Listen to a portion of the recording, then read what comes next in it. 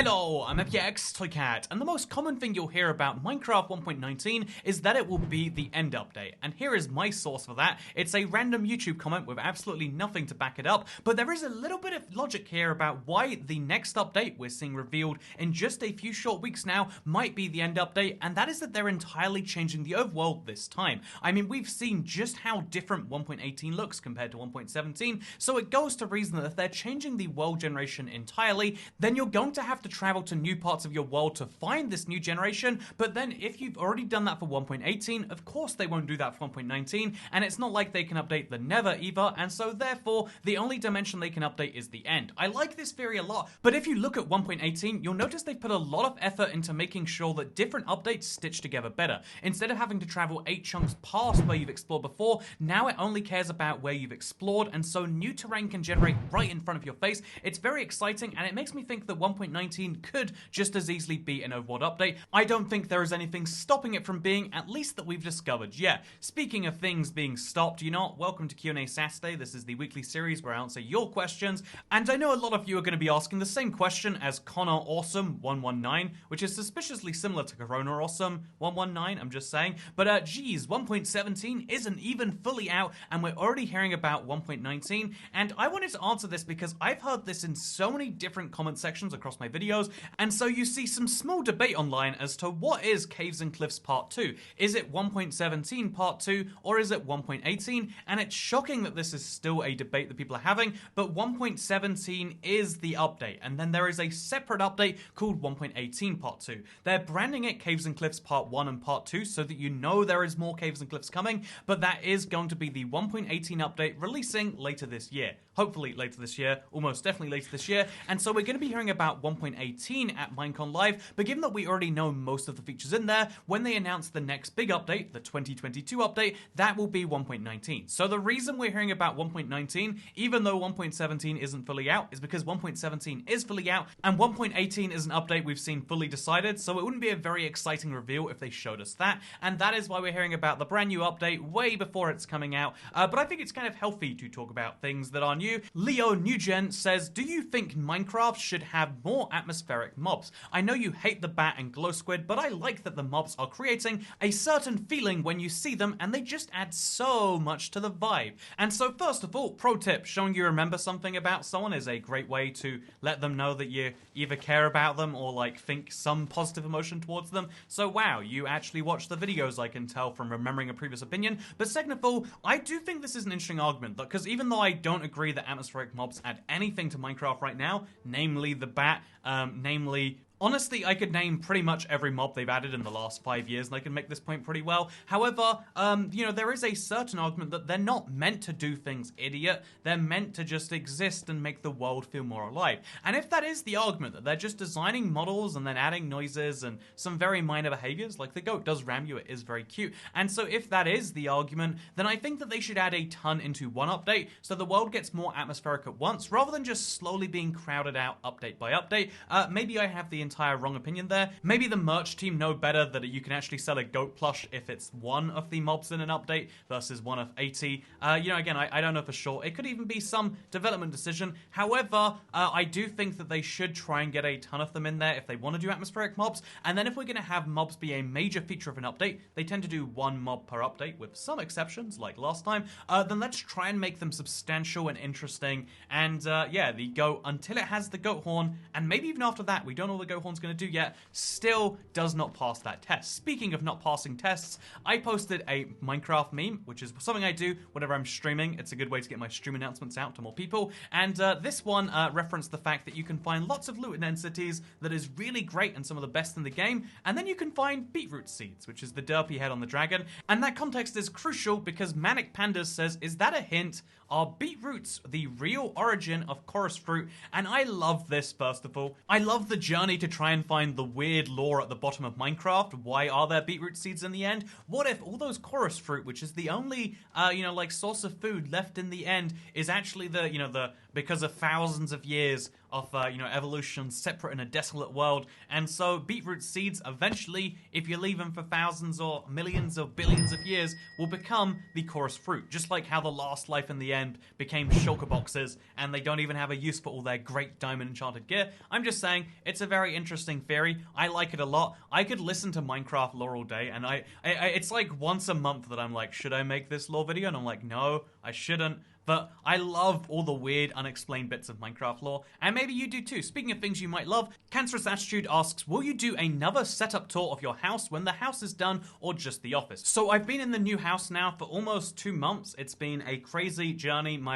Nothing is set up still because I'm so busy making the videos or doing whatever else that everything's getting there slowly. There's a lot of rooms that are either entirely empty or being destroyed right now. It is something that is incredibly work in progress. I do intend to share with the internet at some point though, because I love seeing people's setups. There's just something about it that is interesting to me, and especially if you are someone who's curious about how the other end of these YouTube videos are made. I mean, it's not this magic amazing thing. It's just a dude and a microphone and a desk and etc. But what is the microphone? What is the desk? How does this all happen? What are you doing, you disembodied voice that for some reason only has a face during live streams? Where does the face go the rest of the time? Where is your face right now? Speaking of where my face is right now, I wanted to answer this question from Blaze Warrior 17. When 1.18 comes out, are you going to fight the Warden? You've done harder things successfully, so I wouldn't be surprised. Also, another pro tip, if you want people to like you, you can flatter them, and as long as it's at least somewhat believable, as long as they believe the compliment, they'll like you more.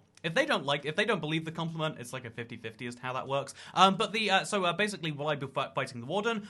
The moment there's a snapshot out with the Warden, of course that's the first thing we're going to do. Of course that's the first thing a third of the Minecraft community is going to do, because I want to know, how hard is it to kill the Warden? The developer behind it and Minecraft as a whole keeps saying, yeah, he's going to be so hard to fight, you're just not going to want to. But it's like, okay, how hard is that? I mean, take a look at this guy. I mean, he's big, but is he impossible to kill? I picture him being like a pillager beast. I know he's going to be a lot harder. I know he's going to use evasive maneuvers, and he's going to be super, super strong, probably have health that's in the hundreds or the thousands. But again, I need to know exactly what fighting him is like. So of course that's the first thing I'm going to do. And I think the worst decision they made was to say that, yeah, he's basically unkillable. It's a natural disaster. Try to avoid him. There's not even XP. That's how much we don't want you to kill him. Because when you say that, you just encourage people to kill him. Or maybe that's just me doing the opposite of what people say. Speaking of doing the opposite of what people say, do you have any allergies, or are you one of those annoying people who never itches or sneezes in response to anything? Asks Pat. And I'm so confused by the concept of allergies. So there are just some things that when they get in me, they try to kill me and they only slightly succeed. I always had a strong immune system. I never got sick during school. I had 100% attendance because I wasn't allowed to stay home even if I was sick, and I was only sick once every 3 to 4 years. And so I was always very confused by this idea of not only sickness as a whole, but also allergies. It's yeah, it's only mildly sick. Not sick enough to ruin my life, but sick enough that I'm going to complain about it constantly. And I was like, huh, yeah, your life just sounds tragic, huh? And apparently that's a thing people just have. So yeah, I don't sneeze in response to anything. I itch a whole bunch, and the last time I've been sick in the last few years is after the vaccine, funnily enough. Prevent me from getting sick for other reasons. But that's a funny note for another day. Not a great topic for a Minecraft video.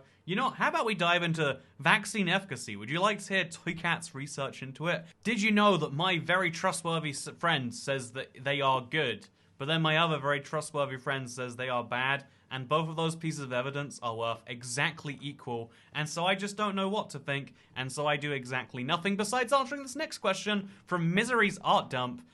What do you think of the idea of the Deep Dark going past Y-64 at some points just to invoke some extra claustrophobia and maybe even something close to thalassophobia, which is apparently fear of the sea in case you're curious, because you're feeling that you're so deep down that it's near impossible to get back up. And ultimately, because of how big Minecraft caves are, I don't think it ever is that hard to get back up anymore. I think there's double the depth of caves, but if you have an Elytra, there's just as much verticality to access. although you'd need a firework to access it going upwards rather than downwards. But the simple answer to this question is that I do not think they're going to raise the floor limit anymore. I think minus 64 is the lowest it would get. I would have preferred if, yeah, they'd made it like go slightly deep darker every now and then, if there was something like hidden underneath the bedrock effectively, but I'm sure the technical challenges on doing that aren't even going to be worth it in the end. And yeah, the fact that they've increased the height limit twice in this next update, I think that's enough to be happy with. Maybe I'm crazy, or maybe I'm answering Squid on Cancel Platform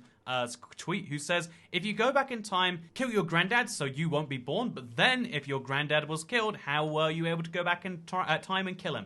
And basically he's asking me, how about the grandfather paradox? It's a proof that time travel can't exist, right? Because allow me to explain via Microsoft Paint. So your granddad has to give birth to your dad, who has to give birth to you, or they don't give birth to you, I don't think. That's not how the male members of the human species work, as best I'm aware right now. But basically, obviously, if you go back in time and you kill your granddad, then your granddad doesn't give birth to you, and so who killed your granddad? Ooh, time paradox! I think if you believe in time travel, which obviously time travel, to the best of anyone's understanding, can't and shouldn't exist. If there were going to be time travelers, then they would have come back and, you know, like by now, to like say something to us. Or, even better, they would have come back to give us time traveling technology. So, paradox time travel is not possible, and so instead, you have to believe in the multiverse theory, which is where in universe A, you go back in time from your perspective, but what you're actually doing is switching to a different universe, one which obviously isn't at that point yet, and so when you kill your granddad, your dad, and you cannot be born in universe B, but your universe A you. So universe A is now missing you, but universe B has just you and your dead granddad. Your dad never existed in universe B, and so that's the easiest explanation that makes paradox-proof time travel. If time travelers exist, if we ever can time travel, then we will never know about it because we exist in the timeline before that time travel is discovered.